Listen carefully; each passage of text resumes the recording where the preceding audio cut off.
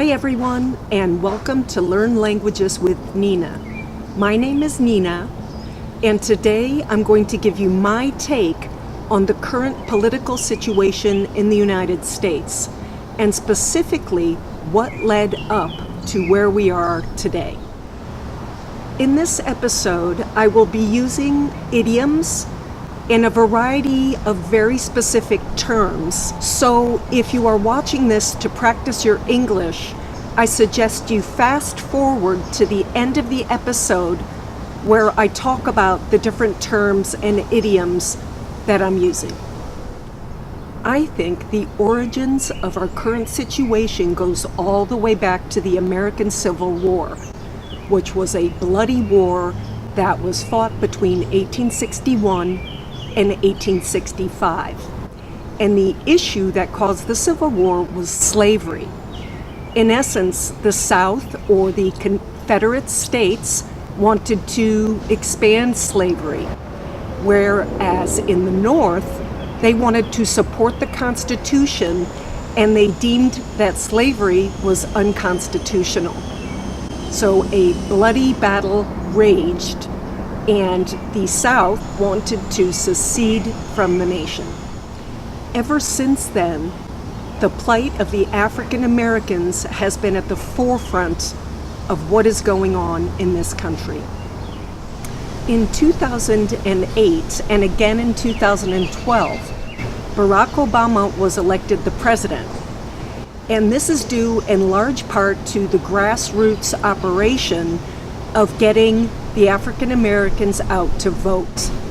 And vote they did in astonishing numbers. In 2016, the U.S. faced another election between Hillary Clinton and Donald Trump. Hillary was by far the more experienced of the candidates and would have been adequately prepared to carry out the function of the president and being a diplomat. However, a lot of people simply did not like Hillary, and also the smear campaign against her didn't help. She was coined as Crooked Hillary by the other side, and this did great damage to her campaign. Much to everyone's surprise, including his own, Trump won the presidency, and political analysts are still trying to figure out how this happened and why. It is a very complex situation that has its origins in the history of the United States. First of all, it's important to note that Hillary Clinton actually won the popular vote. Most people did vote for Hillary. However, she lost in the Electoral College, which is a very archaic system that dates back to the early days of our country. Also interesting to note is the gerrymandering. This is a hot topic of debate today in our country, and this is where district lines are redrawn in such a way as to favor certain candidates. Another reason I think that Trump won the presidency has to do with the fact that we had an African American in the White House for 8 years. There are people in this country who are racists. There are also misogynists, and these people voted for Trump. There are also a lot of people who are simply sick and tired of politics and politicians, and they wanted something new and they wanted something different. And Trump is anti-diplomacy. He's anti-establishment, and they thought that this could be a refreshing change. Once again, I would like to say that these are my opinions expressed in this video. You are welcome to agree with me or disagree with me. Thank you so much for watching, and I hope you tune in again to Learn Languages with Nina. And please stay tuned if you would like to hear my explanations of some of the terminology and the idioms that I used in this episode.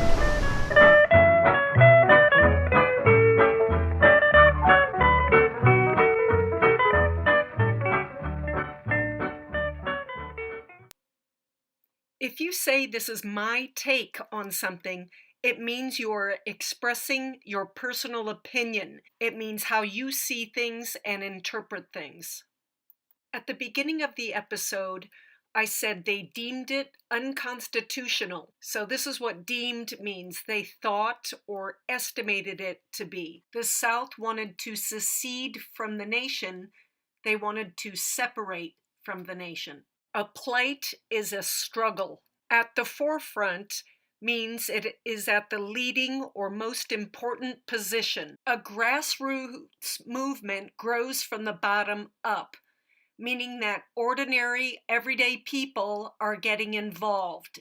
A smear campaign is used in politics to make an opponent look bad, and very often these are untrue remarks that are made. To coin an expression means that you make it up, you invent it. If somebody is crooked, it means they are a dishonest person.